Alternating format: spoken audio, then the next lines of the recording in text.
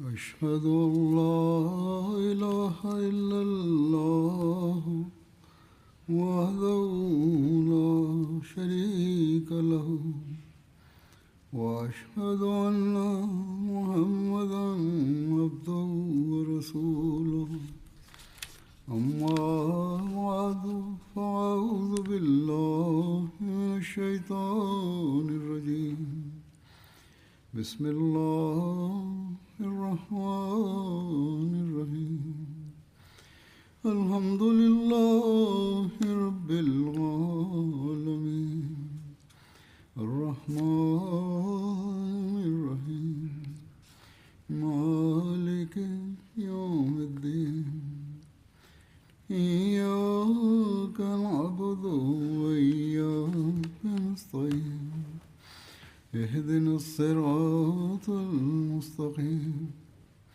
صراط الذين أنعمت عليهم غير المغضوب عليهم ولا الضالين. ജലസയ്ക്ക് മുന്നോടിയായി ഫതഹ് മക്ക വിജയ സംഭവങ്ങൾ വിവരിച്ചു വരികയായിരുന്നു. ഇസ്ലാമിൻ്റെ ചില ആദ്യകാല കൊടും വൈരികൾ, കടുത്ത ശത്രുക്കൾ ഇസ്ലാം മതം സ്വീകരിച്ചതിനെക്കുറിച്ച് ഞാൻ പരാമർശിക്കുകയുണ്ടായി. അതിൽ ഇനിയും ചിലരെക്കുറിച്ചുള്ള വിവരണങ്ങൾ ബാക്കിയുണ്ട്. അതിലൊന്ന് വഹ്ഷി ബിൻ ഹർബ് എന്ന വ്യക്തിയെക്കുറിച്ചാണ്. ഉഹദ് യുദ്ധത്തിൽ ഹദ്രത്ത് ഹംസയെ രക്തസാക്ഷിയാക്കിയത് ഇയാളായിരുന്നു. മക്ക വിജയത്തിന് ശേഷം ഇയാൾ തായിഫിലേക്ക് ഓടിപ്പോയിരുന്നു. തായിഫിലെ ആളുകൾ ഇസ്ലാം സ്വീകരിച്ചപ്പോൾ ഇയാളും വന്ന് ഇസ്ലാം സ്വീകരിക്കുകയുണ്ടായി. ബുഖാരിയിലെ ഒരു നിവേദനത്തിൽ വഹ്ഷിയുടെ ഇസ്ലാം സ്വീകരണത്തെക്കുറിച്ച് അയാൾ സ്വയം തന്നെ ഇപ്രകാരം വിവരിക്കുന്നു. പറയുന്നു, ഞാൻ മക്കയിലായിരുന്നു തങ്ങിയിരുന്നത്. അവിടെ ഇസ്ലാം മതം പൂർണ്ണമായും വ്യാപിച്ചപ്പോൾ ഞാൻ തായിഫിലേക്ക് പുറപ്പെട്ടു. ആളുകൾ റസൂലുള്ളാഹി സ്വല്ലല്ലാഹു അലൈഹി വസല്ലമയുടെ അടുത്തേക്ക് ദൂതന്മാരെ, സന്ദേശവാഹകന്മാരെ അയക്കുമ്പോൾ എന്നോട് പറഞ്ഞു, തിരുനബി സല്ലല്ലാഹു അലൈഹി വസല്ലം സന്ദേശവാഹകന്മാരെ എതിർക്കാറില്ല, അവരുമായി ഏറ്റുമുട്ടാറില്ല. അതുകൊണ്ട് ഞാനും അവരോടൊപ്പം പുറപ്പെട്ടു. അങ്ങനെ റസൂലുള്ളാഹി സ്വല്ലല്ലാഹു അലൈഹി വസല്ലമയുടെ സവിധത്തിലെത്തി. അപ്പോൾ തിരുനബി സല്ലല്ലാഹു അലൈഹി വസല്ലം എന്നെ കണ്ട മാത്രയിൽ ചോദിച്ചു, നീയാണോ വഹ്ഷി? അപ്പോൾ ഞാൻ പറഞ്ഞു, അതെ. വീണ്ടും ചോദിച്ചു, നീയാണോ ഹംസയെ കൊന്നത്? അപ്പോൾ ഞാൻ മറുപടി പറഞ്ഞു, അതെ, താങ്കൾക്ക് ലഭിച്ച വിവരം സത്യം തന്നെ. അപ്പോൾ നബി തിരുമേനി സല്ലല്ലാഹു അലൈഹി വസല്ലം ആരാഞ്ഞു, നിനക്ക് നിന്റെ മുഖം എന്നെ കാണിക്കാതിരിക്കാൻ സാധിക്കുമോ? അയാൾ പറയുന്നു, ഇത് കേട്ട് ഞാൻ അവിടെ നിന്ന് പോയി. അതായത് നബി തിരുമേനി സല്ലല്ലാഹു അലൈഹി വസല്ലമയുടെ ഉദ്ദേശം എനിക്ക് നിന്റെ മുഖം കാണേണ്ട എന്നതായിരുന്നു. വീണ്ടും ആ ചിന്തകൾ അലട്ടാതിരിക്കാൻ. പിന്നീട് റസൂലുള്ളാഹി സ്വല്ലല്ലാഹു അലൈഹി വസല്ലമയുടെ വഫാത്തിന് ശേഷം മുസൈലിമത്തുൽ കദ്ദാബിൻ്റെ ഫിത്നയുണ്ടായി, കലാപമുണ്ടായി. ഞാൻ മുസ്ലിങ്ങളോട് പറഞ്ഞു, ഞാൻ മുസൈലിമയുടെ അടുത്തേക്ക് പോയി അയാളെ കൊന്ന് അങ്ങനെ ഹംസയുടെ കൊലപാതകത്തിന് പ്രായശ്ചിത്തം ചെയ്യുന്നതായിരിക്കും. അയാൾ പറഞ്ഞു, ഞാനും ആളുകളോടൊപ്പം പുറപ്പെട്ടു. പിന്നെ അയാൾക്ക് സംഭവിക്കേണ്ടത് തന്നെ വിധിച്ചതുപോലെ തന്നെ നടന്നു. അതായത് അയാൾ വധിക്കപ്പെട്ടു. ഒരു മതിലിൻ്റെ വിടവിൽ ഒരാൾ നിൽക്കുന്നതായി ഞാൻ കണ്ടു. ഒരു ഗോതമ്പ് നിറത്തിലുള്ള ഒട്ടകം നിൽക്കുന്നത് പോലെ തോന്നി. അയാളുടെ തലമുടി ചിതറിക്കിടന്നിരുന്നു. അത് മുസൈലിമ കസ്സാബായിരുന്നു. അവനെ അയാൾ കണ്ടു. അയാൾ പറഞ്ഞു, ഞാൻ എൻ്റെ കുന്തമെടുത്ത് അവൻ്റെ നെഞ്ചിൽ കുത്തി. അത് അവൻ്റെ തോളെല്ലുകൾക്കിടയിലൂടെ പുറത്തു വന്നു. അൻസാരികളിൽ ഒരാൾ അവൻ്റെ നേരെ ഓടിയണഞ്ഞ് അവൻ്റെ തലയോട്ടിയിൽ വാളുകൊണ്ട് ആഞ്ഞു വെട്ടി. അങ്ങനെ അവൻ വധിക്കപ്പെട്ടു.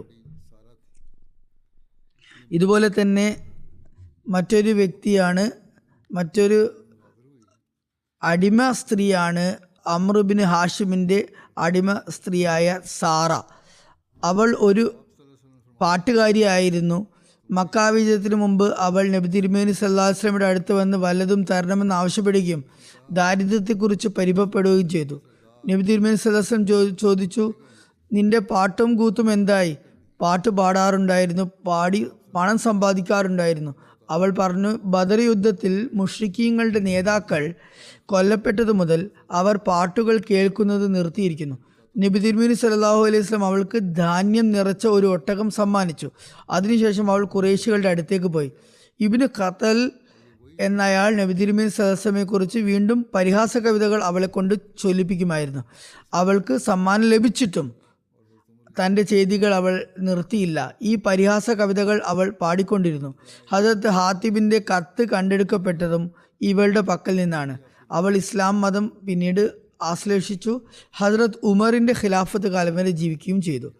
അതുപോലെ ഇബ്നു ഖത്തലിൻ്റെ അടിമയായ ഫർത്തനിയും നബി തിരുമേനി സല്ലല്ലാഹു അലൈഹി വസല്ലമയെ കുറിച്ച് ആക്ഷേപ കവിതകൾ പാടുമായിരുന്നു. അവളും പിൽക്കാലത്ത് ഇസ്ലാം സ്വീകരിക്കുകയുണ്ടായി. പിന്നീട് ഹദ്രത്ത് ഹാരിസ് ബിൻ ഹിഷാമിൻ്റെ ഇസ്ലാം മത സ്വീകരണത്തെക്കുറിച്ച് ഇപ്രകാരം രേഖപ്പെടുത്തിയിട്ടുണ്ട്. മക്കയിലെ ജനപ്രിയനായ ഒരു നേതാവായിരുന്നു അദ്ദേഹം. അബൂ ജഹലിൻ്റെ പിതാവിൻ്റെ ഭാഗത്തു നിന്നുമുള്ള സഹോദരനുമായിരുന്നു. ഹദ്രത്ത് ഖാലിദ് ബിൻ വലീദിൻ്റെ സഹോദരി ആയിരുന്നു അദ്ദേഹത്തിൻ്റെ ഭാര്യ. മക്ക വിജയവേളയിൽ ഹാരിസും അബ്ദുള്ള ബിൻ അബി റബീഅയും ഹദ്രത്ത് ഉമ്മ ഹാനിയുടെ വീട്ടിൽ അഭയം തേടി. കാരണം ഹദ്രത്ത് അലി റളിയല്ലാഹു അൻഹു അവരെ കൊല്ലാനായി പിന്തുടർന്ന് വരുന്നുണ്ടായിരുന്നു. ഹദ്രത്ത് ഉമ്മു ഹാനി അവരെ വീട്ടിൽ ഒളിപ്പിച്ച ശേഷം നബി തിരുമേനി സല്ലല്ലാഹു അലൈഹി വസല്ലമയുടെ സവിധത്തിൽ ഹാജരായിക്കൊണ്ട് താൻ അവർക്ക് അഭയം നൽകിയിട്ടുണ്ടെന്ന് അറിയിച്ചു. അപ്പോൾ തിരുനബി സല്ലല്ലാഹു അലൈഹി വസല്ലം ഹദ്രത്ത് ഉമ്മു ഹാനിയോട് പറഞ്ഞു, നീ അഭയം നൽകിയവർക്ക് നാമും അഭയം നൽകിയതുപോലെയാണ്. ഹാരിസ് ബിൻ ഹിഷാം വിവരിക്കുന്നു, ഞങ്ങൾ 2 ദിവസം ആ വീട്ടിൽ തങ്ങി. അതിനുശേഷം ഞങ്ങൾ സ്വന്തം വീടുകളിലേക്ക് മടങ്ങി. ഞങ്ങൾ മുറ്റത്തിരുന്നാലും ആരും ഞങ്ങളെ എതിർത്തിരുന്നില്ല. പക്ഷേ ഞങ്ങൾക്ക് ഹദരത്ത് ഉമറിനെ വല്ലാത്ത ഭയമായിരുന്നു. അദ്ദേഹം പറയുന്നു, അള്ളാഹു ആണ്. ഒരു ദിവസം ഞാൻ പുതപ്പ് മാടി പുതച്ചുകൊണ്ട് എൻ്റെ വീടിൻ്റെ വാതിൽക്കൽ ഇരിക്കുകയായിരുന്നു. അപ്പോൾ അതാ ഹദ്രത്ത് ഉമറും ഏതാനും മുസ്ലിങ്ങളും അവിടേക്ക് വരുന്നു. അവർ സലാം പറഞ്ഞ് മുന്നോട്ട് പോയി. ഹാരിസ് പറയുന്നു, നബി തിരുമേനി സല്ലല്ലാഹു അലൈഹി വസല്ലം എന്നെ കാണുന്നത് ഓർക്കുമ്പോൾ തന്നെ എനിക്ക് ലജ്ജ തോന്നുമായിരുന്നു. കാരണം തിരുനബി സല്ലല്ലാഹു അലൈഹി വസല്ലം മുമ്പ് എന്നെ എല്ലായിടങ്ങളിലും മുശ്രിക്കീങ്ങളുടെ കൂടെയാണ് കണ്ടിട്ടുള്ളത്.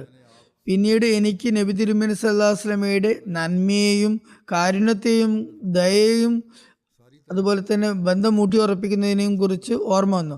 ഞാൻ നബിയെ കാണാൻ പോയി. അപ്പോൾ ആ മഹാത്മാവ് മസ്ജിദ് ഹറമിൽ പ്രവേശിക്കുകയായിരുന്നു. തിരുനബി എന്നെ നോക്കി മന്ദഹസിച്ചു. ഞാൻ സലാം പറഞ്ഞു, ഷഹാദത്ത് കലിമയും ഏറ്റുചൊല്ലി. തിരുനബി സല്ലല്ലാഹു അലൈഹി വസല്ലം പറഞ്ഞു, അൽഹംദുലില്ലാ, എല്ലാ സ്തുതിയും അള്ളാഹുവിനാകുന്നു. അവൻ നിനക്ക് ഹിദായത്ത് നൽകിയിരിക്കുന്നു. ഹാരിസിനെ പോലുള്ള ഒരാൾക്ക് എങ്ങനെ ഇസ്ലാമിൽ നിന്ന് അകന്നു നിൽക്കാൻ സാധിക്കും എന്നും പറഞ്ഞു. ഹാരിസ് പറഞ്ഞു, അള്ളാഹു ആണ്, ഇസ്ലാമിൽ നിന്ന് അകന്നു നിൽക്കാൻ സാധ്യമല്ലെന്ന് ഞാൻ മനസ്സിലാക്കി. ഇതേപോലെ സുഹൈൽ ബിൻ അംർ ഇസ്ലാം സ്വീകരിച്ചതിനെ കുറിച്ചും വിവരണം വന്നിട്ടുണ്ട്. ഇദ്ദേഹവും മക്കയിലെ ഒരു പ്രമാണിയായിരുന്നു. ഹുദൈബിയ സന്ധിക്ക് ഖുറൈശികളുടെ പ്രതിനിധിയായി വന്നതും ഇദ്ദേഹമായിരുന്നു. സുഹൈൽ ബിൻ അംർ പറയുന്നു, റസൂലുള്ളാഹി സ്വല്ലല്ലാഹു അലൈഹി വസല്ലം മക്കയിൽ വിജയശ്രീ ലാളിതനായി പ്രവേശിച്ചപ്പോൾ ഞാൻ എൻ്റെ വീട്ടിൽ കയറി വാതിലടച്ചിരുന്നു. ഞാൻ എൻ്റെ മകനായ ഹദ്രത്ത് അബ്ദുള്ളയെ നബി തിരുമേനി സല്ലല്ലാഹു അലൈഹി വസല്ലമയുടെ സമക്ഷത്തേക്ക് അയച്ച് എനിക്ക് അഭയം നൽകണമെന്ന് അഭ്യർത്ഥിച്ചു.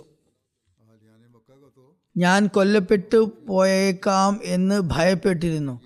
ഹദ്രത്ത് അബ്ദുള്ള നബി തിരുമേനി സല്ലല്ലാഹു അലൈഹി വസല്ലമയുടെ സവിധത്തിൽ ഹാജരായിക്കൊണ്ട് പറഞ്ഞു, യാ റസൂലല്ലാഹ് സല്ലല്ലാഹു അലൈഹി വസല്ലം, എൻ്റെ പിതാവ് താങ്കളോട് അഭയം ആഗ്രഹിക്കുന്നു. മക്കയിലെ എല്ലാവർക്കും പൊതുമാപ്പും അഭയവും ലഭിച്ചതായിരുന്നു. പക്ഷേ ഈ അവിശ്വാസികളുടെ നേതാക്കന്മാർക്ക് അയിമത്തുൽ കുഫ്റിന് തങ്ങൾ കൊടിയ ശത്രുത വെച്ചു പുലർത്തിയ കാരണത്താൽ തങ്ങൾക്ക് പൊതുമാപ്പ് ലഭിക്കുമെന്ന് പ്രതീക്ഷയോ അങ്ങനെ വിശ്വാസമോ ഉണ്ടായിരുന്നില്ല. തങ്ങൾക്കെതിരെ എപ്പോൾ വേണമെങ്കിലും പ്രതികാര നടപടി ഉണ്ടാക്കാമെന്ന് അവർക്ക് അവരുടെ അറിവില്ലായ്മ കാരണം ഒരു ഉൾഭയവും ഉണ്ടായിരുന്നു. അതുകൊണ്ടാണ് അദ്ദേഹം മകനെ നബി തിരുമേനി സല്ലല്ലാഹു അലൈഹി വസല്ലമയുടെ അടുത്തേക്ക് അയച്ചത്. നബി തിരുമേനി സല്ലല്ലാഹു അലൈഹി വസല്ലം പറഞ്ഞു, ശരി, അവൻ, നിന്റെ പിതാവ് അള്ളാഹുവിൻ്റെ അഭയത്തിൽ സുരക്ഷിതനാണ്, അവൻ ഇനി മുന്നോട്ട് വരാം. അതായത് അവന് പുറത്ത് സ്വതന്ത്രമായി കറങ്ങാനുള്ള അനുവാദമുണ്ട്. നബി തിരുമേനി സല്ലല്ലാഹു അലൈഹി വസല്ലം തൻ്റെ ചുറ്റും ഇരിക്കുന്ന സ്വഹാബികളോട് പറഞ്ഞു, സുഹൈലിനെ കാണുന്നവർ ആരും തന്നെ അവനെ രൂക്ഷമായി നോക്കരുത്. സുഹൈലിനെ പോലുള്ള ഒരു ബുദ്ധിമാനും മാന്യനുമായ ഒരാൾക്ക് ഇസ്ലാമിൽ നിന്ന് അധികകാലം അകന്നു നിൽക്കാൻ സാധിക്കില്ല. അവൻ ഉൾക്കൊണ്ടിരുന്ന കാര്യം അവന് ഉപകാരപ്രദമല്ലെന്ന് ഇപ്പോൾ മനസ്സിലാക്കിയിട്ടുണ്ട്. അതായത് കുഫറിൻ്റെ, അവിശ്വാസത്തിൻ്റെ അവസ്ഥ. ഹദരത്ത് അബ്ദുള്ള തൻ്റെ പിതാവിൻ്റെ അടുത്തേക്ക് പോയി റസൂലുള്ളാഹി സ്വല്ലല്ലാഹു അലൈഹി വസല്ലമയുടെ കൽപ്പന അറിയിച്ചു. അപ്പോൾ സുഹൈൽ പറഞ്ഞു, അള്ളാഹു ആണ്, നബി തങ്ങൾ ചെറുപ്പത്തിലും നന്മ ചെയ്യുന്ന വ്യക്തിയായിരുന്നു, ഈ പ്രായത്തിലും നന്മ ചെയ്യുന്ന വ്യക്തി തന്നെയാണ്. അതിനുശേഷം ഹദരത്ത് സുഹൈൽ നിർഭയം പുറത്തിറങ്ങി നടക്കുമായിരുന്നു, സഞ്ചരിക്കുമായിരുന്നു. ഹുനൈൻ യുദ്ധത്തിൽ അദ്ദേഹം മുഷ്രിക്കായിരിക്കെ തന്നെ നബി തിരുമേനി സല്ലല്ലാഹു അലൈഹി വസല്ലമയോടൊപ്പം പങ്കെടുക്കുകയുണ്ടായി. പക്ഷേ അന്ന് ഇസ്ലാം സ്വീകരിച്ചിരുന്നില്ല. ഹുനൈൻ യുദ്ധത്തിൽ നിന്നും മടങ്ങി വരുമ്പോൾ ജറാന എന്ന സ്ഥലത്ത് വെച്ച് ഇസ്ലാം സ്വീകരിച്ചു. അത് മക്കയിൽ നിന്നും 27 കിലോമീറ്റർ അകലെ തായിഫിലേക്കുള്ള വഴിയിൽ സ്ഥിതി ചെയ്യുന്ന ഒരു കിണറായിരുന്നു. ഇസ്ലാം സ്വീകരിച്ച ശേഷം അദ്ദേഹത്തിൽ അത്ഭുതകരമായ ആത്മീയ പരിവർത്തനം സംജാതമായി. മക്കയിലെ ഖുറൈശി നേതാക്കളിൽ ഇസ്ലാം സ്വീകരിച്ചവരിൽ വെച്ച് നമസ്കാരം, നോമ്പ്, സദക്ക തുടങ്ങിയവയിൽ ഏറ്റവും കൃത്യനിഷ്ഠ വ്യക്തി, അതുപോലെ മുമ്പന്തിൽ നിൽക്കുന്ന വ്യക്തി സുഹൈലായിരുന്നു എന്നും രേഖപ്പെട്ടിട്ടുണ്ട്. അദ്ദേഹം വളരെ കൂടുതലായി വിലപിക്കുകയും കരയും, ഖുർആൻ ഓതുമ്പോൾ മിക്കപ്പോഴും കരഞ്ഞുകൊണ്ടിരിക്കുകയും ചെയ്യുമായിരുന്നു. ഹദരത്ത് അബൂബക്കർ റളിയല്ലാഹു അൻഹു പറയുന്നു, ഞാൻ ഹജ്ജത്തുൽ വിദായിൽ സുഹൈൽ ബിൻ അംറിനെ കാണുകയുണ്ടായി. അദ്ദേഹം ബലി അർപ്പിക്കുന്ന ബലിപീഠത്ത് നിൽക്കുകയും നബി തിരുമേനി സല്ലല്ലാഹു അലൈഹി വസല്ലമയുടെ ബലിമൃഗത്തെ അവിടുത്തെ അടുത്തേക്ക് കൊണ്ടുവരികയും ചെയ്തു. റസൂലുള്ളാഹി സ്വല്ലല്ലാഹു അലൈഹി വസല്ലം തൻ്റെ കൈകൊണ്ട് അതിനെ അറുത്തു. പിന്നീട് ക്ഷുരകനെ വിളിച്ചു വരുത്തി തൻ്റെ തലമുണ്ഡനം നടത്തി. ഹദരത്ത് സുഹൈൽ നബി തിരുമേനി സല്ലല്ലാഹു അലൈഹി വസല്ലമയുടെ മുടി വെട്ടിയപ്പോൾ ആ മുടികൾ എടുത്ത് തൻ്റെ കണ്ണുകളോട് ചേർത്ത് വെക്കുന്നത് ഞാൻ കണ്ടു. അദ്ദേഹം പറയുന്നു, അപ്പോൾ എനിക്ക് ഓർമ്മ വന്നു, ഇതേ സുഹൈൽ തന്നെയായിരുന്നു ഹുദൈബിയ സന്ധി സമയത്ത് തിരുനബി സല്ലല്ലാഹു അലൈഹി വസല്ലമയെ ബിസ്മില്ലാഹി റഹ്മാനി റഹീം എന്ന് എഴുതുന്നത് വിലക്കിയിരുന്നത്. കൂടാതെ മുഹമ്മദ് എന്ന പേരിനോടൊപ്പം റസൂലുള്ള എന്ന് എഴുതി ചേർക്കുന്നതിലും എതിർപ്പ് പ്രകടിപ്പിച്ചിരുന്നു. റസൂലുള്ള എന്ന വാക്ക് മായ്ച്ചതിന് ശേഷമാണ് അദ്ദേഹം കരാർ എഴുതാൻ തുടങ്ങിയത് തന്നെ. ഹദരത്ത് അബൂബക്കർ റളിയല്ലാഹു അൻഹു പറയുന്നു, ഞാൻ അള്ളാഹുവിന് അവൻ സുഹൈലിനെ ഇസ്ലാമിലേക്ക് ഹിദായത്ത് നൽകിയതിൽ സ്തുതിപാഠകങ്ങൾ ചൊല്ലി. അതിനുശേഷം അദ്ദേഹത്തിൻ്റെ ഈ ഹിദായത്തിന് ശേഷം അദ്ദേഹം വിശ്വസ്തതയിലും കൂറിലും വളരെ മുൻപന്തിയിലാകുകയും ചെയ്തു. സുഹൈൽ ബിൻ അംറിൻ്റെ മറ്റൊരു സംഭവം കൂടി വിവരിക്കപ്പെടുന്നുണ്ട്. പറയുന്നു, സുഹൈൽ ഖുറൈശികളുടെ പ്രമുഖ പ്രസംഗകനായിരുന്നു, ഖത്തീബായിരുന്നു. ബദർ യുദ്ധത്തിൽ അവിശ്വാസിയായിരുന്നപ്പോൾ മുസ്ലിങ്ങളുടെ തടവുകാരനായി പിടിക്കപ്പെട്ടു. അദ്ദേഹം തൻ്റെ ചുണ്ടുകളിൽ അടയാളം ഉണ്ടാക്കിയിരുന്നു. ഈ സമയത്ത് ഹദരത്ത് ഉമർ റസൂലുള്ളാഹി സ്വല്ലല്ലാഹു അലൈഹി വസല്ലമയോട് പറഞ്ഞു, യാ റസൂലല്ലാഹ് സ്വല്ലല്ലാഹു അലൈഹി വസല്ലം, ഇയാളുടെ മുൻനിരയിലുള്ള 2 പല്ലുകൾ എടുത്ത് കളയുക, അവിടെയാണ് ഇയാൾ അടയാളം വെച്ചിരിക്കുന്നത്. അങ്ങനെയാണെങ്കിൽ ഇയാൾ താങ്കൾക്കെതിരെ പ്രസംഗിക്കാൻ നിൽക്കാൻ സാധിക്കുന്നതല്ല. പല്ലുകൾ ഇല്ലാതിരുന്നാൽ പിന്നെ ഇയാൾക്ക് വ്യക്തമായി സംസാരിക്കാൻ കഴിയില്ല. അപ്പോൾ നബി തിരുമേനി സല്ലല്ലാഹു അലൈഹി വസല്ലം പറഞ്ഞു, അലി ഉമർ, അയാളെ വെറുതെ വിട്ടേക്ക്.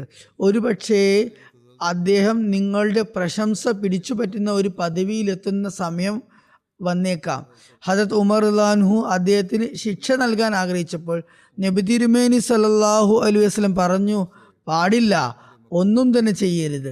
ഒരു സമയം വരും, അന്ന് അദ്ദേഹം ഒരിടത്ത് നിന്ന് പ്രസംഗിക്കുകയും നിങ്ങൾ അദ്ദേഹത്തെ പ്രശംസിക്കുകയും ചെയ്യുന്നതാണ്.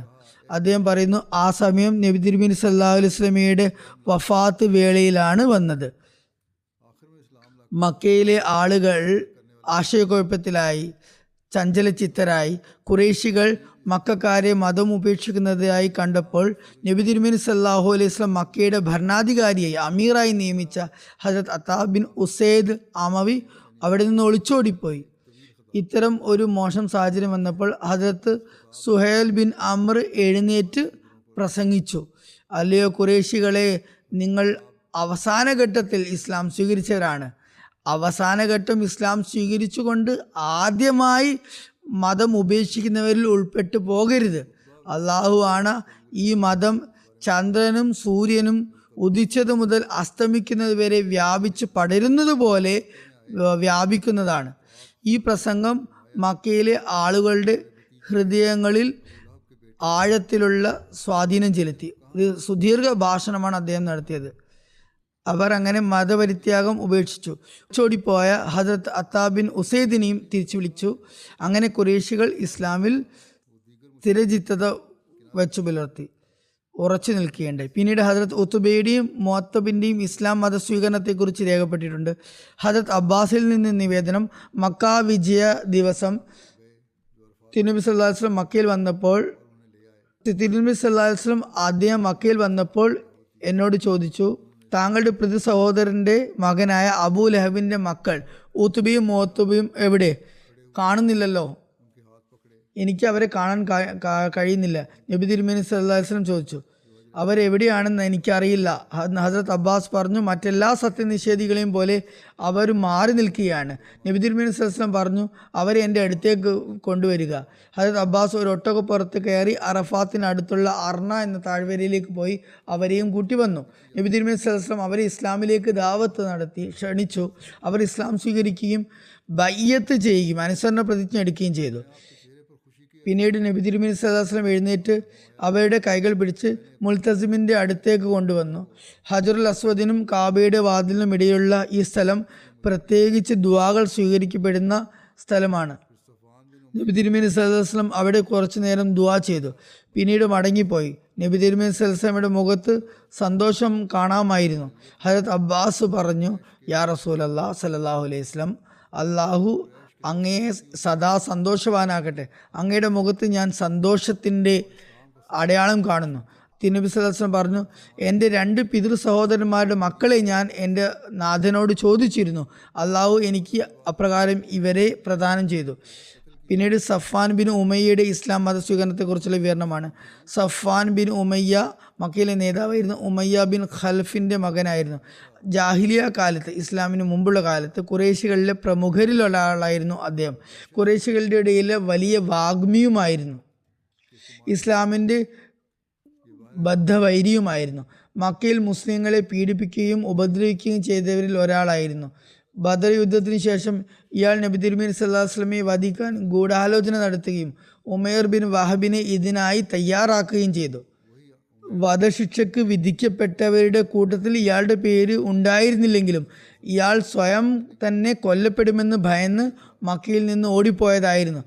ഇയാൾ ചെങ്കടലിലേക്ക്, റെഡ് സീയിലേക്ക്, അതായത് ജദ്ദയിലേക്ക് ഓടിപ്പോയി. ഇയാളുടെ സുഹൃത്തായിരുന്ന ഉമൈർ ബിൻ വഹബ് ഇസ്ലാം സ്വീകരിച്ചിരുന്നു. നബി തിരുമേനി സല്ലല്ലാഹു അലൈഹി വസല്ലമയെ വധിക്കാൻ വേണ്ടി ഇയാളെ മദീനയിലേക്ക് അയച്ചതും ഇതേ ഉമർ ആയിരുന്നു.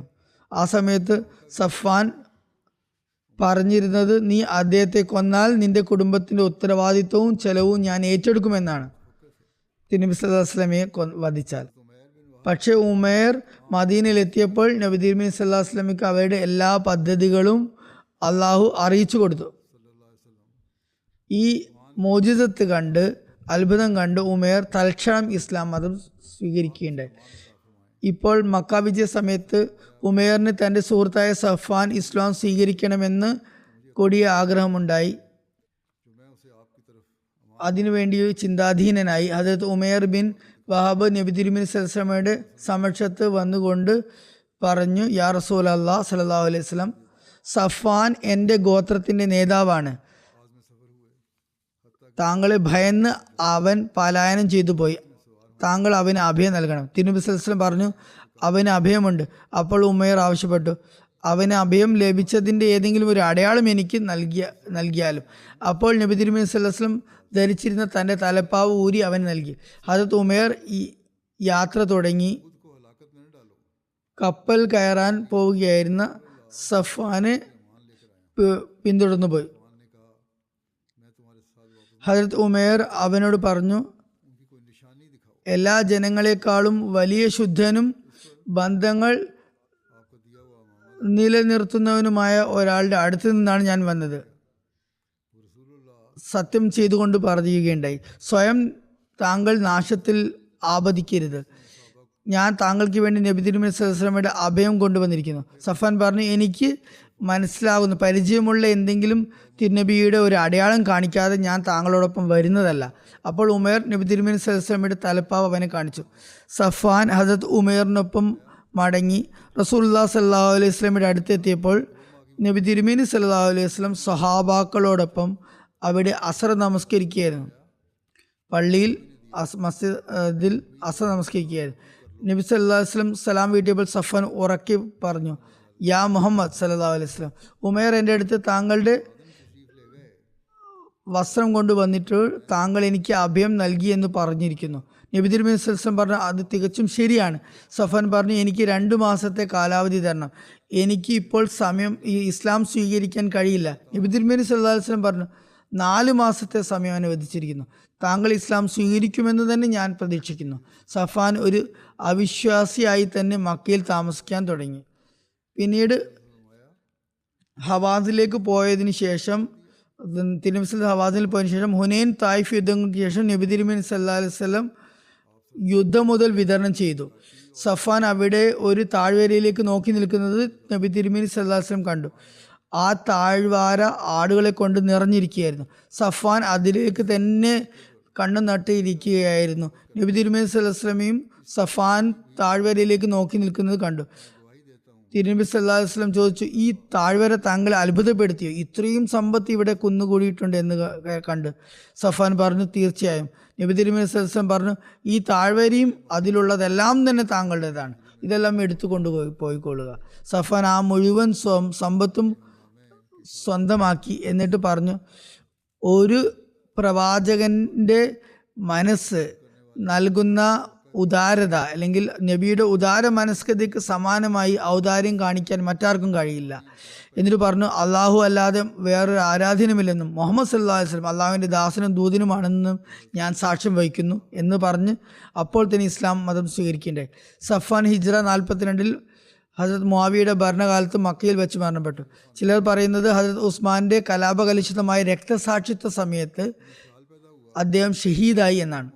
മക്ക വിജയ സമയത്ത് ഇസ്ലാം സ്വീകരിച്ച ഈ മക്കയിലെ നേതാക്കന്മാരിൽ ഭൂരിഭാഗം ആളുകളും പിന്നീട് തങ്ങളുടെ ജീവിതത്തിൽ വലിയ ആത്മീയ പരിവർത്തനം വരുത്തുകയുണ്ടായി. ഹജരത്ത് മുസ്ലിം മൗദ് റളിയല്ലാഹു അൻഹു ഇക്കാര്യം വിവരിച്ചുകൊണ്ട് പറയുന്നു, ഒരു തവണ ഹജരത്ത് ഉമർ റളിയല്ലാഹു അൻഹു തൻ്റെ ഭരണകാലത്ത് മക്കയിൽ വന്നപ്പോൾ പ്രമുഖ കുടുംബങ്ങളിൽ നിന്നുള്ള വലിയ നേതാക്കന്മാർ അദ്ദേഹത്തെ കാണാൻ വന്നു.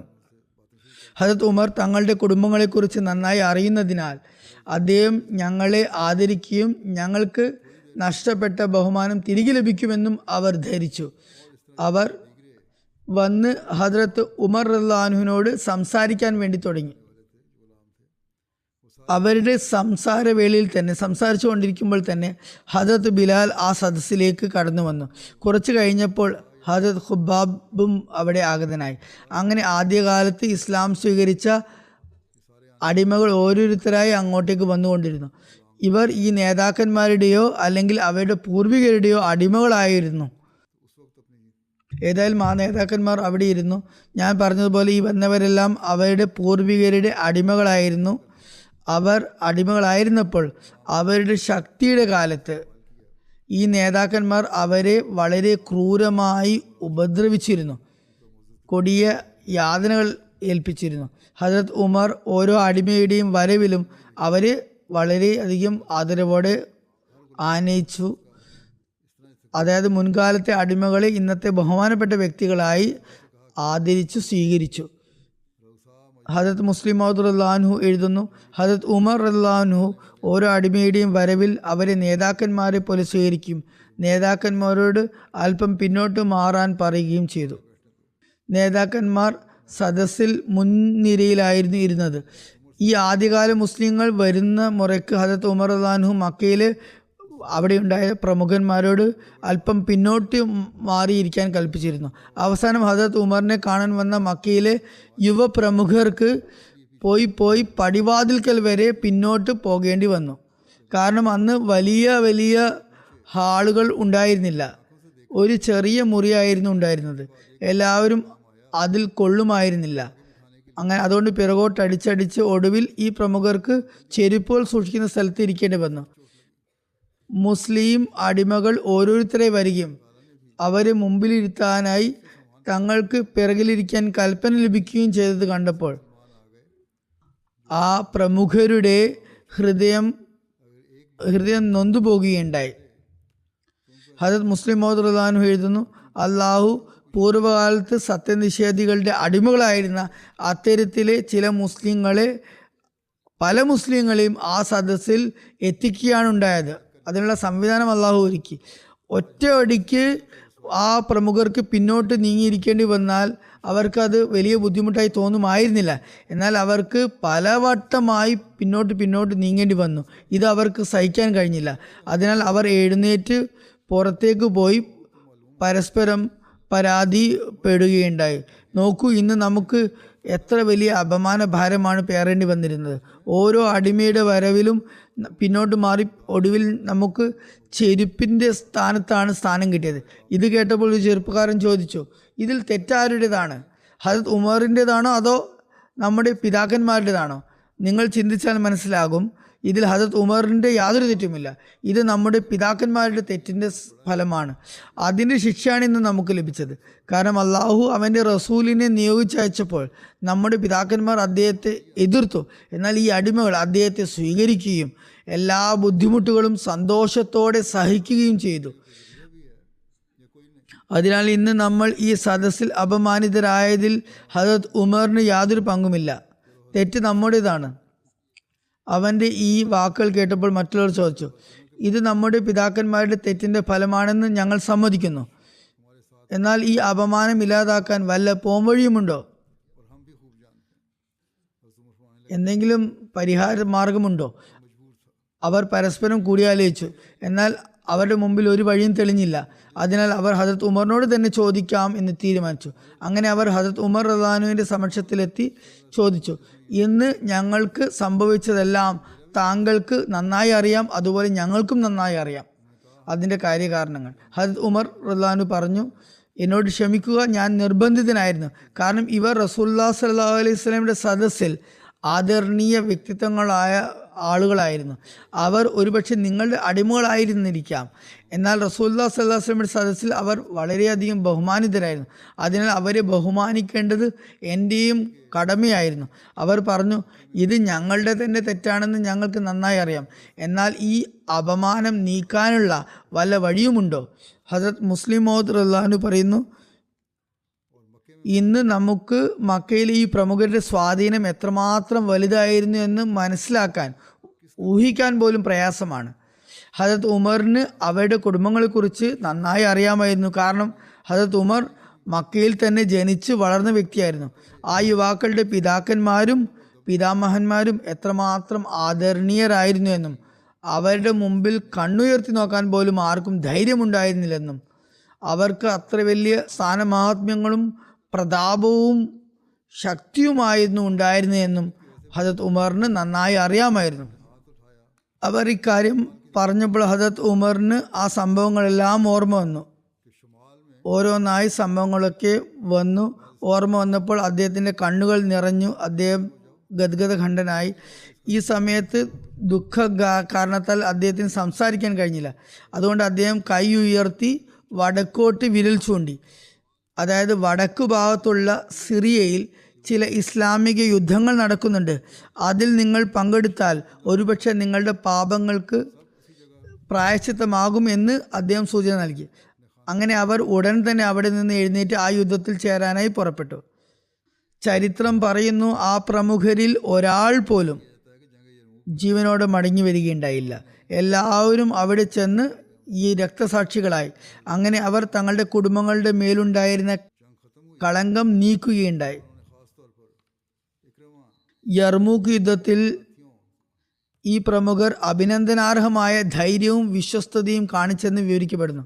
ഹദരത്ത് മുസ്ലിം മൗദ് പറയുന്നു, യുദ്ധം അവസാനിച്ചപ്പോൾ മുസ്ലിങ്ങൾ ഇക്രിമയെയും കൂട്ടരെയും അന്വേഷിച്ചുകൊണ്ട് പോയി. അവർ കണ്ടത് 12 പേർ ഗുരുതരമായി പരിക്കേറ്റ് കിടക്കുന്നതാണ്. അതിൽ ഒരാൾ ഇക്രിമയും ഉണ്ടായിരുന്നു. ഒരു മുസ്ലിം സൈനികൻ ഇക്രിമയുടെ അടുത്ത് വന്നു. അദ്ദേഹത്തിൻ്റെ പരിതാപകരമായ അവസ്ഥ കണ്ട് തൻ്റെ പക്കലുണ്ടായിരുന്ന ഒരു തോൽ സഞ്ചിയിൽ നിന്ന് കുറച്ച് വെള്ളം ഉണ്ടായിരുന്നു, അത് കുടിക്കാൻ വേണ്ടി നൽകി. അത് കുടിക്കാൻ തരാമെന്ന് പറഞ്ഞപ്പോൾ ഇക്രിമ മറുപടി പറഞ്ഞില്ല. ഇക്രിമ തൻ്റെ ഭാഗത്തേക്ക് തിരിഞ്ഞു നോക്കി. തൊട്ടടുത്ത് ഹദരത്ത് അബ്ബാസിൻ്റെ മകനായ ഫസൽ പരിക്കേറ്റി കിടക്കുന്നുണ്ടായിരുന്നു. ഇക്രിമ ആ സൈനികനോട് പറഞ്ഞു, ഞാൻ അള്ളാഹുവിൻ്റെ റസൂലിനെ എതിർത്ത സമയത്ത് അദ്ദേഹത്തെ സഹായിച്ചവരും അവരുടെ മക്കളും ദാഹിച്ച് മരിക്കുമ്പോൾ ഞാൻ വെള്ളം കുടിക്കുന്നത് എൻ്റെ അഭിമാനം എന്നെ അനുവദിക്കുന്നില്ല. അങ്ങനെ അവരിൽ ആ സമയത്ത് പരസ്പരം ത്യാഗത്തിൻ്റെ ഒരു പുതിയ വികാരം ഉടലെടുത്തിരുന്നു. അതിനാൽ ആദ്യം ഫസൽ ബിൻ അബ്ബാസിന് വെള്ളം കൊടുക്കാൻ അദ്ദേഹം പറഞ്ഞു. എന്നിട്ട് എന്തെങ്കിലും ബാക്കിയുണ്ടെങ്കിൽ തനിക്ക് തന്നാൽ മതിയെന്നും പറഞ്ഞു. ആ സൈനികൻ ഹദരത്ത് ഫസലിൻ്റെ അടുത്ത് ചെന്നപ്പോൾ അദ്ദേഹം അടുത്തുള്ള പരിക്കേറ്റ വ്യക്തി ചൂണ്ടിക്കാണിച്ചു പറഞ്ഞു, ആദ്യം അയാൾക്ക് വെള്ളം കൊടുക്കുക, അയാൾ എന്നേക്കാൾ കൂടുതൽ അർഹനാണ്. ഇങ്ങനെ രീതിയിൽ അടുത്ത പരിക്കേറ്റ വ്യക്തിയുടെ അടുത്ത് പോയപ്പോൾ ആ വ്യക്തിയും പറഞ്ഞു, എൻ്റെ അടുത്തുള്ള വ്യക്തി കൊടുക്കുക, അദ്ദേഹം കൂടുതൽ അർഹനാണ്. അങ്ങനെ ഏതൊക്കെ ഈ സൈനികൻ്റെ അടുത്ത് പോയോ ആ സൈനികനൊക്കെ തന്നെ തൻ്റെ അടുത്തുള്ള വ്യക്തിയുടെ അടുത്തേക്ക് പോകാൻ, കാരണം ആ വ്യക്തിയാണ് കൂടുതൽ അർഹനാണെന്ന് പറഞ്ഞുകൊണ്ടിരുന്നു. അങ്ങനെ ആരും വെള്ളം കുടിച്ചില്ല. ആ സൈനികൻ അവസാനത്തെ വ്യക്തിയുടെ അടുത്തെത്തിയപ്പോഴേക്കും അദ്ദേഹം മരിച്ചിരുന്നു. അങ്ങനെ തിരിച്ചിയ ഓരോരുത്തരുടെ അടുത്തും ചെന്നപ്പോൾ അവരെല്ലാവരും മരിച്ചിരുന്നു. അവസാനം ഇക്രിമയുടെ അടുത്തെത്തിയപ്പോഴേക്കും ഇക്രിമയും മരണമടഞ്ഞിരുന്നു. ദാവത്തിലുള്ള അള്ളാഹുവിലേക്ക് ക്ഷണിക്കുക എന്നതിനും അതുപോലെ വിഗ്രഹങ്ങളെ തച്ചുടക്കുന്നതിനും വേണ്ടി നബി തിരുമേനി സല്ലല്ലാഹു അലൈഹി വസല്ലം കുറച്ച് ചെറു സംഘങ്ങൾ തയ്യാറാക്കി അയച്ചിരുന്നു. അത് സംബന്ധിച്ച് ഇപ്രകാരം വന്നിരിക്കുന്നു.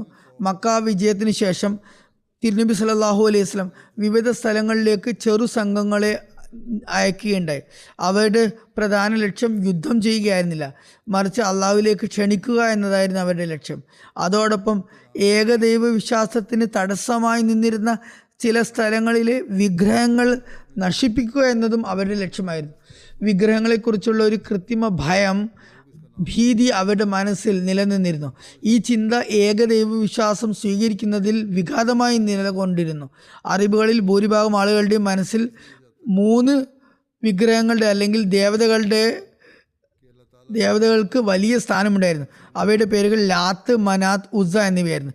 ലാത്ത് എന്ന ദേവത തായിഫിലായിരുന്നു. അറബ് ലോകത്ത് ഇതിന് വലിയ സ്ഥാനമാനമുണ്ടായിരുന്നു. ആളുകൾ ഇതിൻ്റെ പേരിൽ ആണയിടുമായിരുന്നു, നിവേദ്യങ്ങൾ അർപ്പിക്കുകയും ചെയ്തിരുന്നു. അറബികളിൽ വിഗ്രഹാരാധനയുടെ തുടക്കക്കാരനായി കരുതപ്പെടുന്ന അംർ ബിൻ ലുഹൈ അള്ളാഹു ശൈത്യകാലത്ത് ത്വായിഫിൽ ലാത്തിൻ്റെ അടുത്തും നൗസുബില്ല വേനൽക്കാലത്ത് ഉസ്സയുടെ അടുത്തും സമയം ചെലവഴിക്കുന്നു എന്ന് ആളുകളുടെ മനസ്സിൽ ഒരു മിഥ്യാധാരണ ഉണ്ടാക്കി. മനാത്ത് അറബികളുടെ ഏറ്റവും പഴക്കമേറിയ വിഗ്രഹമായിരുന്നു. ഇത് മക്കയ്ക്കും മദീനയ്ക്കും ഇടയിൽ ഉള്ള ഒരു കടൽ തീരമായ ഖുദൈദിൽ പ്രതിഷ്ഠിക്കപ്പെട്ടിരുന്നു. അറബികൾ ഇതിനെ ബഹുമാനിക്കുകയും ഇതിനെ ബലിയർപ്പിക്കുകയും ചെയ്തിരുന്നു. ഇതിനുവേണ്ടി ബലികൾ അർപ്പിക്കുകയും ചെയ്തിരുന്നു. പ്രത്യേകിച്ച് ഔസ്, ഖസ്റജ് ഗോത്രക്കാർ മനാത്തിനെ വളരെയധികം ബഹുമാനിച്ചിരുന്നു. അവർ മനാത്തിൻ്റെ പേരിൽ ഇഹ്റാം ധരിക്കുകയും അതിനെ ബഹുമാനിച്ച് സഫയ്ക്കും മർവയ്ക്കുമിടയിൽ അതായത് ഓട്ടപ്രദക്ഷിണം ചെയ്യാറുണ്ടായിരുന്നില്ല. ഹജ്ജ് ചെയ്യുമ്പോൾ അവർ തലമുണ്ടനം ചെയ്യാറില്ലായിരുന്നു. മറിച്ച് മടക്കയാത്രയിൽ മനാത്തിൻ്റെ അടുത്ത് ചെന്ന് അവിടെ വെച്ച് തലമുണ്ടനം ചെയ്യുകയും അവിടെ തന്നെ തങ്ങുകയും ചെയ്താൽ മാത്രമേ അവരുടെ ഹജ്ജ് പൂർണ്ണമാകുകയുള്ളൂ എന്ന് അവർ ധരിച്ചിരുന്നു. ഉസ്സ ഖുറൈശികളുടെ ഏറ്റവും വലിയ വിഗ്രഹമായിരുന്നു. ഇത് നഖ്ലയുടെ അടുത്തായിരുന്നു പ്രതിഷ്ഠിച്ചിരുന്നത്. അവർ ഇതിനായി ഒരു ബലിപീഠം ഉണ്ടാക്കിയിരുന്നു. അതിൽ അവർ ബലി അർപ്പിക്കുകയുണ്ടായിരുന്നു. ആളുകൾ കുട്ടികൾക്ക് ഇതിൻ്റെ പേരിടുകയും ഇതിൻ്റെ പേരിൽ ആണയിടുകയും ചെയ്തിരുന്നു. അറേബ്യയിൽ വിഗ്രഹാരാധനയുടെ പാരമ്പരകനായി കണക്കാക്കപ്പെട്ടിരുന്ന അംർ ബിൻ ലുഹൈ വിഗ്രഹങ്ങളെക്കുറിച്ച് ആളുകളുടെ മനസ്സിൽ തെറ്റായ ധാരണകൾ ഉണ്ടാക്കിയിരുന്നു. അക്കാരണത്താൽ ജനങ്ങൾക്ക് ഈ വിഗ്രഹങ്ങളെ വളരെയധികം ഭയമായിരുന്നു, അതുപോലെ വളരെയധികം ബഹുമാനിച്ചിരുന്നു. അവരുടെ വിശ്വാസമനുസരിച്ച് അള്ളാഹു ഈ വിഗ്രഹങ്ങളുടെ അടുത്തായിരുന്നു നൗസുബില്ല ഓരോ കാലാവസ്ഥയിലും വ്യത്യസ്ത ഋതുക്കളിൽ സമയം ചെലവഴിച്ചിരുന്നത്. ഈ കാരണത്താൽ ഉസ്സ ദേവതയ്ക്ക് വലിയ സ്ഥാനമുണ്ടായി. കാബയിലേക്ക് കൊണ്ടുപോകുന്നത് പോലെ നേർച്ചകളും നിവേദ്യങ്ങളും ഉസ്സയുടെ അടുത്തേക്കും അവർ കൊണ്ടുപോകാൻ തുടങ്ങി. ഉഹദ് യുദ്ധത്തിൽ വിജയം നേടിയപ്പോൾ അബൂ സുഫിയാൻ സന്തോഷ പ്രകടനത്തിനായി വീരവാദം മുഴക്കുമ്പോൾ ഉസ്സയുടെ പേരും എടുത്തു പറഞ്ഞിരുന്നു. അദ്ദേഹം പറഞ്ഞിരുന്നു, ഇന്ന ലനൽ ഉസ്സ വല ഉസ്സ ലക്കും, അതെ ഞങ്ങൾക്ക് ഉസ്സയുണ്ട്, നിങ്ങൾക്ക് ഒരു ഉസ്സയുമില്ല. സാധാരണയായി അറബികൾ ഈ 3 വിഗ്രഹങ്ങളെയുമായിരുന്നു ബഹുമാനിച്ചാദരിച്ചിരുന്നത്. എന്നാൽ ഉസ്സ ഖുറൈശികൾക്ക് പ്രത്യേകമായിരുന്നു. ലാത്ത് ബനു സഖീഫിനും മനാത്ത് ഔസ് ഖസ്റജ് ഗോത്രങ്ങൾക്കും പ്രത്യേകമായിരുന്നു. അറബികളുടെ വിശ്വാസമനുസരിച്ച് ഈ 3 വിഗ്രഹങ്ങളും സ്ത്രീകളായിരുന്നു, അതായത് ദേവതകളായിരുന്നു. ഖുർആൻ ഈ 3 വിഗ്രഹങ്ങളെ കുറിച്ച് പറയുന്നു, അഫറൈതുമുൽ ലാത്ത വൽ ഉസ്സ വ മനാത്ത സാലിസത്തൽ ഉഖ്റ അലകുമുസ്സക്റു വലഹുൽ ഉൻസ തിൽക ഇസൻ ഖിസ്മതൻ സീസ ഇൻ ഹിയ ഇല്ല അസ്മാഉൻ സമൈതുമുഹ അൻതും വ ആബാഉക്കും മാ അൻസലല്ലാഹു ബിഹാ മിൻ സുൽത്താൻ ഇൻ യത്തബിഊന ഇല്ല ദ്വന്ന വമാ തഹവൽ അൻഫുസ വലഖദ് ജാഅഹും മിൻ റബ്ബിഹിം ഹുദ. തർജുമ: എന്നാൽ നിങ്ങൾ ലാത്തിനെയും ഉസ്സയെയും കുറിച്ച് കണ്ടിട്ടുണ്ടോ? ഇവയെ കൂടാതെ മൂന്നാമത്തെ മനാത്തിനെ കുറിച്ചും അറിയുമോ? എന്ത്, നിങ്ങൾക്ക് ആൺസന്താനങ്ങളും അവന് പെൺസന്താനങ്ങളുമെന്നോ? അങ്ങനെയാണെങ്കിൽ അത് ഏറെ ന്യൂനതയുള്ള വിഭജനമാണ്. ഇത് നിങ്ങളും നിങ്ങളുടെ പൂർവ്വപിതാക്കളും കൊടുത്ത ചില നാമങ്ങൾ മാത്രമാണ്.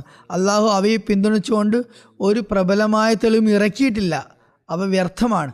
അവർ ഊഹത്തെയും അവരുടെ മനസ്സ് ആഗ്രഹിക്കുന്നതിനെയും മാത്രമാണ് പിന്തുടരുന്നത്. എന്നാൽ അവരുടെ നാഥൻ്റെ പക്കൽ നിന്ന് തീർച്ചയായും അവരുടെ പക്കൽ സന്മാർഗം വന്നു കഴിഞ്ഞിരിക്കുന്നു, എന്നിട്ടും നിങ്ങൾ മനസ്സിലാക്കുന്നില്ല. ഏതായാലും മക്ക വിജയത്തിന് ശേഷം നബി തിരുമേനി സല്ലല്ലാഹു അലൈഹി വസല്ലം ഈ വിഗ്രഹങ്ങളുടെ കേന്ദ്രങ്ങൾ നശിപ്പിക്കാൻ വേണ്ടി ഉത്തരവിട്ടു. ആളുകളുടെ മനസ്സിൽ നിന്ന് അങ്ങനെ അവയെക്കുറിച്ചുള്ള ഭയവും ബഹുമാനവും മിഥ്യാബഹുമാനവും ഇല്ലാതാക്കുക എന്നതായിരുന്നു അതിൻ്റെ ലക്ഷ്യം. ഈ തീരുമാനം വളരെ അനുഗ്രഹീതമായി എന്ന് തെളിയുകയുണ്ടായി. കാരണം ഇവ നശിക്കപ്പെട്ടപ്പോൾ ആളുകളുടെ മനസ്സിൽ നിന്ന് അവയെക്കുറിച്ചുള്ള വ്യാജമായ ഭയവും പ്രതാപവും പോയി. അള്ളാഹുവിൻ്റെ റസൂൽ മുഹമ്മദ് സല്ലല്ലാഹു അലൈഹി വസല്ലം അവതരിപ്പിച്ച ഏകദൈവ വിശ്വാസം മാത്രമാണ് ശരിയെന്ന് അവർക്ക് മനസ്സിലാക്കാൻ കഴിഞ്ഞു. ഈ വിഗ്രഹങ്ങൾ എങ്ങനെയാണ് നശിപ്പിക്കപ്പെട്ടതെന്നും അതിൻ്റെ പ്രതികരണം എന്തായിരുന്നുവെന്നും തുടക്കത്തിൽ എന്തെല്ലാം എതിർപ്പുകൾ ഉണ്ടായിരുന്നുവെന്നും അതിൻ്റെ പ്രതികരണങ്ങളൊക്കെ തന്നെ പിന്നീട് ഞാൻ വിവരിക്കുന്നതായിരിക്കും ഇൻഷാ അല്ലാഹ്. നമസ്കാരാനന്തരം ഞാൻ 2 ജനാസ ഗായിബ് നമസ്കാരം നിർവഹിക്കും. അതിലൊന്ന് ജംഷോറ ഹൈദരാബാദിൽ നിന്നുള്ള ചൗധരി അബ്ദുൽ ഗഫൂർ സാഹിബിൻ്റെതാണ്.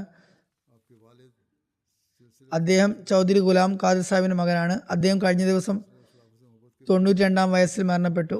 ഇന്നാ ലില്ലാഹി വ ഇന്നാ ഇലൈഹി റാജിഊൻ. അദ്ദേഹം ഒരു ഭൂവുടമ കുടുംബത്തിൽ നിന്നുള്ള ആളായിരുന്നു. 1900-ത്തിന്റെ തുടക്കത്തിൽ ബഗൂഡ കോട്ടിൽ നിന്നും കോട്ട് അഹമ്മദിയിലേക്ക് താമസം മാറി. അദ്ദേഹത്തിൻ്റെ പിതാവ് ഖിലാഫത്തിനോടും ജമാഅത്തിനോടുമുള്ള സ്നേഹം കാരണം 1942-ൽ അദ്ദേഹത്തെ ദീനിയും ദുനിയാവുമായിട്ടുള്ള മതപരവും ഭൗതികവുമായുള്ള വിദ്യാഭ്യാസം നേടുന്നതിനായി ഖാദിയാനിലേക്ക് അയച്ചു. അവിടെ ചൗധരി സാഹിബ് പാകിസ്ഥാൻ വിഭജനം, ഇന്ത്യ പാക് വിഭജനം നടത്തുന്നവരെ അവിടെ ഖാദിയാനിൽ വെച്ച് പഠനം നടത്തി. കൂടാതെ അവിടെയുള്ള മഹത്തായ വ്യക്തികളുടെയും സ്വഹാബികളുടെയും സഹവാസം സുഹബത്ത് അദ്ദേഹത്തിന് ലഭിച്ചു. പാകിസ്ഥാനിലേക്ക് വന്ന ശേഷം ചൗധരി ഗഫൂർ സാഹിബ് തൻ്റെ വിദ്യാഭ്യാസം ചിനിയോട്ടിലും റബുവയിലും പൂർത്തിയാക്കി. പിന്നീട് കറാച്ചിയിൽ നിന്ന് മെക്കാനിക്കൽ എഞ്ചിനീയറിംഗിൽ ബിരുദം നേടി. 1993-ൽ വിരമിച്ച ശേഷം അദ്ദേഹം തൻ്റെ ജീവിതം ജമാഅത്തിനായി വഖഫ് ചെയ്തു, സമർപ്പിച്ചു. യുഗാണ്ടയിലെ ഒരു പ്രൊജക്റ്റിൽ 2 വർഷം സേവനം ചെയ്യാൻ അദ്ദേഹത്തിന് അവസരം ലഭിച്ചു. അദ്ദേഹം അഹമ്മദിയത്തിൻ്റെ ഒരു ധീരപുത്രനായിരുന്നു. സൃഷ്ടി സേവനത്തിൽ വളരെയധികം താല്പര്യം പ്രകടിപ്പിച്ച വ്യക്തിയായിരുന്നു. വിവേചനമില്ലാതെ എല്ലാവരുടെയും സാമ്പത്തിക ആവശ്യങ്ങൾ നിറവേറ്റാൻ അദ്ദേഹം ശ്രമിച്ചു. സാമ്പത്തിക ത്യാഗങ്ങളിൽ മുൻപന്തിയിലായിരുന്നു. ഇലാക്ക കായിദ്, പ്രാദേശിക കായിദായിരുന്നു. അതുപോലെ തന്നെ കൂടാതെ അൻസാറുല്ലായിൽ ശ്രദ്ധേയമായ സേവനങ്ങൾ നൽകിയിരുന്നു. ഹൈദരാബാദിൽ വളരെ കാലം സെക്രട്ടറി ഉമൂർ ആമ എന്ന സ്ഥാനവും വഹിച്ചിരുന്നു. നവാബ് ഷാ ജില്ലയുടെ അമീറായി ഹജറത്ത് ഖലീഫത്തുൽ മസീഹ് റാബി അദ്ദേഹത്തെ നിയമിച്ചിരുന്നു. ഈ ഉത്തരവാദിത്വം അദ്ദേഹം വളരെ കഠിനാധ്വാനത്തോടെ നിർവഹിച്ചു. അദ്ദേഹം ഒരു മൂസിയായിരുന്നു. അദ്ദേഹത്തിന് അനന്തരാവകാശികളായി 3 ആൺമക്കളും 5 പെൺമക്കളുമുണ്ട്. അദ്ദേഹത്തിൻ്റെ മകളായ ഹുമേറ സാഹിബ് പറയുന്നു, അദ്ദേഹം സൃഷ്ടി സേവന പ്രവർത്തനങ്ങളെ തൻ്റെ ബാങ്ക് ബാലൻസായി കാണുകയും അള്ളാഹുവിൻ്റെ പ്രീതി നേടാനുള്ള മാർഗമായി വിശ്വസിക്കുകയും ചെയ്തിരുന്നു. അദ്ദേഹത്തിന് സഹായം ലഭിച്ച ധാരാളം അഹമ്മദികളും അനഹമ്മദികളുമുണ്ട്. യാത്രക്കാർക്കും രോഗികൾക്കും അഗതികൾക്കും അദ്ദേഹം സാമ്പത്തിക സഹായം നൽകിയിരുന്നു. കൂടാതെ വലിയ വലിയ തുകകൾ പോലും ഡൊണേറ്റ് ചെയ്തിരുന്നു. ജമാഅത്തിന് വേണ്ടി സാമ്പത്തിക ത്യാഗം ചെയ്യാനുള്ള ഒരു പ്രത്യേക വികാരം അദ്ദേഹത്തിന് എപ്പോഴും അതിജയിച്ചിരുന്നു. ഹജറത്ത് ഖലീഫത്തുൽ മസീഹ് സാലിസ് റഹ്മുല്ല ശതവാർഷിക ജൂബിലി ആഘോഷിക്കുന്നതിനായി സാമ്പത്തിക പദ്ധതി പ്രഖ്യാപിച്ചപ്പോൾ ഉടൻ തന്നെ അദ്ദേഹം അതിന് ലബ്ബൈക്ക് പറയുകയും അടുത്ത ദിവസം തന്നെ റബോയിലുള്ള തൻ്റെ വീട് വിറ്റ് ആ മുഴുവൻ പണവും ആ പദ്ധതിക്ക് വേണ്ടി നൽകുകയും ചെയ്തു. ഹജറത്ത് ഖലീഫത്തുൽ മസീഹ് സാലിസ് 1966 സിന്ധ് സന്ദർശിച്ചപ്പോൾ, ഖിലാഫത്തിൽ വന്നതിന് അവരോധിതനായ ശേഷം സിന്ധ് സന്ദർശനം നടത്തിയപ്പോൾ ഹൈദരാബാദിലെ കോട്ട അഹമ്മദിയിൽ അദ്ദേഹത്തിൻ്റെ വീട്ടിലും പോയിരുന്നു. 1981 റബുവിൽ കസറെ ഖിലാഫത്ത് മന്ദിരത്തിൻ്റെ നിർമ്മാണം നടക്കുമ്പോൾ അദ്ദേഹത്തെ ഒരു പ്രൊജക്റ്റിനായി ഗവൺമെൻറ് ആഫ്രിക്കയിലേക്ക് അയക്കാൻ നിൽക്കുകയായിരുന്നു. അത് അദ്ദേഹത്തിന് ലഭിച്ച ഒരു മികച്ച അവസരമായിരുന്നു. അദ്ദേഹം ഹജറത്ത് ഖലീഫത്തുൽ മസീഹ് സാലിസിനെ കാണാൻ പോയപ്പോൾ അദ്ദേഹം പറഞ്ഞു, അങ്ങോട്ട് പോകരുത്, ആ ഉദ്യമം ഉപേക്ഷിക്കുക. എൻ്റെ ഇവിടെ കസറെ ഖിലാഫത്ത് പണി നടക്കുന്നുണ്ട്, അതിൻ്റെ മേൽക്കൂരയുടെ പണി പുരോഗമിക്കുകയാണ്, അതിൻ്റെ മേൽനോട്ടം നിർവഹിക്കുക. അങ്ങനെ അദ്ദേഹം അടുത്ത ദിവസം തന്നെ ജോലിയിൽ പ്രവേശിച്ചു. എന്നാൽ അള്ളാഹു അദ്ദേഹത്തിന് തൽഫലമായി പ്രതിഫലം നൽകി. അദ്ദേഹത്തിൻ്റെ അവധി പൂർത്തിയാക്കി തിരികെ വന്നപ്പോൾ അതേ കരാർ തന്നെ സർക്കാർ അദ്ദേഹത്തിന് വീണ്ടും നൽകി. ഇത് ഖിലാഫത്തിന് അനുഗ്രഹം കൊണ്ടാണെന്ന് അദ്ദേഹം എപ്പോഴും പറഞ്ഞിരുന്നു. ഹജറത്ത് ഖലീഫത്തുൽ മസീഹ് സാലിസ് റാബി എന്നിവരുമായി അദ്ദേഹത്തിന് അടുത്ത ബന്ധമായിരുന്നു. അവർ അദ്ദേഹത്തിൻ്റെ വീട്ടിൽ വന്ന് താമസിച്ചിരുന്നു. അതുപോലെ ഞാൻ പാകിസ്ഥാനിലുണ്ടായിരുന്നപ്പോൾ എനിക്കും അദ്ദേഹത്തിൻ്റെ വീട്ടിൽ പോകാനും താമസിക്കാനും അവസരം ലഭിച്ചു. അദ്ദേഹം വളരെ നല്ല ഒരു അതിഥി സൽക്കാര പ്രിയനായിരുന്നു. ഒരു തവണ എനിക്ക് സിന്ധിൽ രാത്രിയിൽ യാത്ര ചെയ്യേണ്ടി വന്നു. അവിടുത്തെ സാഹചര്യം അത്ര നല്ലതായിരുന്നില്ല. മഴയും കൊടുങ്കാറ്റുമുള്ള രാത്രിയായിരുന്നു. റോഡുകളിൽ വെള്ളം നിറഞ്ഞിരുന്നു, വെള്ളക്കെട്ടായിരുന്നു. എന്നാൽ അദ്ദേഹം പറഞ്ഞു, ഞാൻ താങ്കളെ കൂടെ കൊണ്ടുപോകാം. ഞങ്ങൾ രാത്രി തന്നെ ലക്ഷ്യസ്ഥാനത്തെത്തി. അതിനുശേഷം ഞാൻ അദ്ദേഹത്തോട് അവിടെ തന്നെ രാത്രി തങ്ങാൻ ആവശ്യപ്പെട്ടു. ഒറ്റയ്ക്ക് പോകേണ്ടെന്ന് പറഞ്ഞു. എന്നാൽ അദ്ദേഹം അതിന് സമ്മതിച്ചില്ല. കാറിൽ കയറി രാത്രിയിൽ തന്നെ തിരിച്ചു പോയി. അദ്ദേഹം വളരെ ധീരനും ധൈര്യശാലിയുമായിരുന്നു. അസീറാനെ രാഹെ മൗല, അതായത് ദൈവമാർഗത്തിൽ തടവിലാക്കപ്പെട്ട അഹമ്മദികൾക്ക് ആയി അദ്ദേഹം നടത്തിയ സേവനങ്ങൾ പ്രശംസനീയമാണ്. അദ്ദേഹം ജയിലിൽ പോയി അവിടുത്തെ ഉദ്യോഗസ്ഥരുമായി ബന്ധപ്പെട്ട് അവർക്ക് ആവശ്യമായ സൗകര്യങ്ങൾ ഒരുക്കി കൊടുത്തിരുന്നു. മനുഷ്യരെ സേവിക്കാനുള്ള അദ്ദേഹത്തിൻ്റെ ആഗ്രഹം വളരെ എടുത്തു പറയേണ്ടതായിരുന്നു. അദ്ദേഹത്തിൻ്റെ മകൾ പറയുന്നു, അദ്ദേഹം തൻ്റെ ബന്ധുക്കളെയും ദരിദ്രരെയും വളരെയധികം സഹായിച്ചിരുന്നു. അദ്ദേഹത്തിന് ഖിലാഫത്ത് വ്യവസ്ഥയോട് ഗാഢമായ സ്നേഹമായിരുന്നു.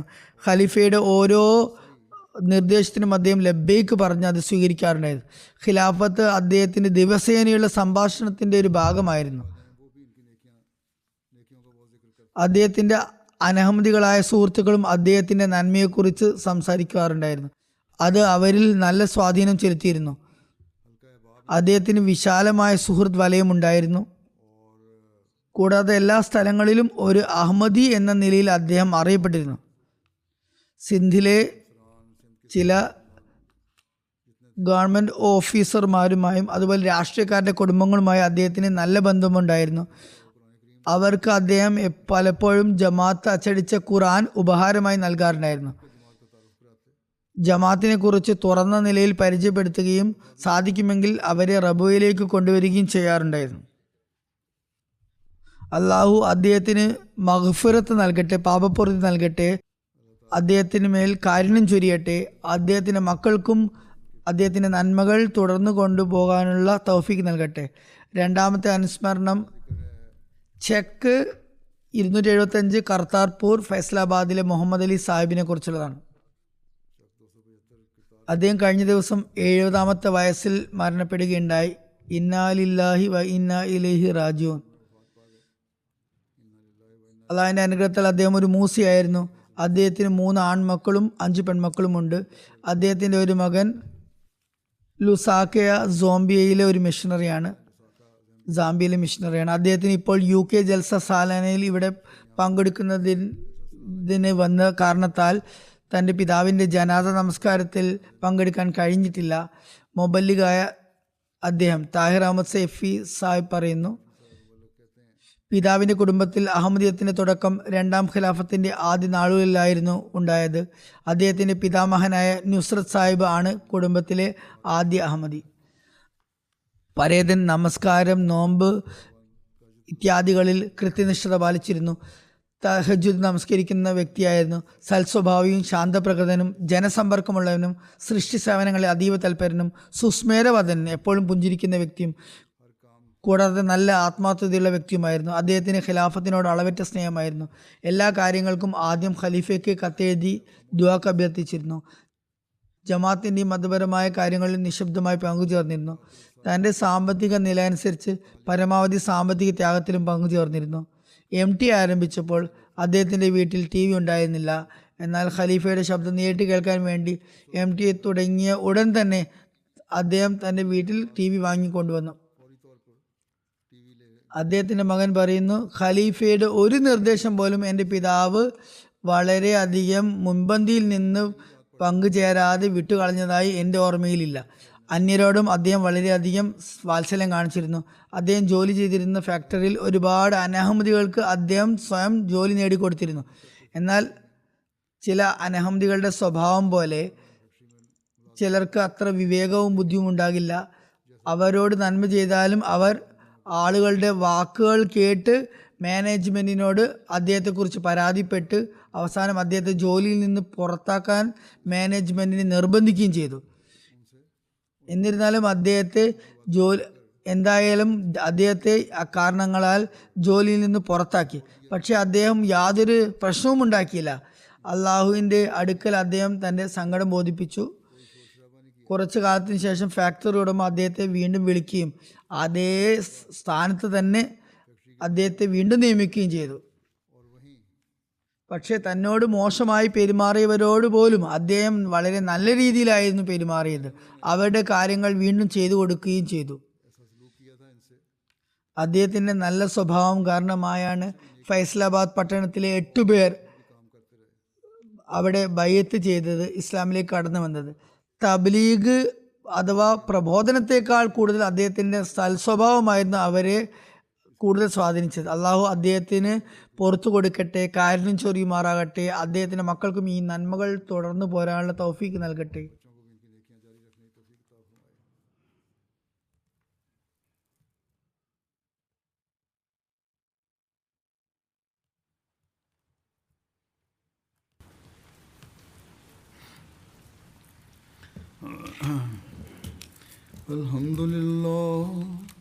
Alhamdulillah nahmaduhu wa nasta'inuhu wa nastaghfiruhu wa nu'minu bihi wa natawakkalu alayhi wa na'udhu billahi min shururi anfusina wa min sayyiati a'malina.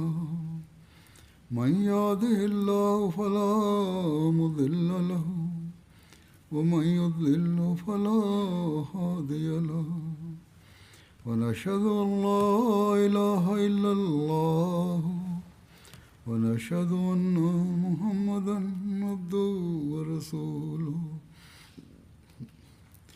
عباد الله رحمكم الله إن الله يأمر بالعدل والإحسان وإيتاء ذي القربى وينهى عن الفحشاء والمنكر والبغي يعظكم لعلكم تذكرون.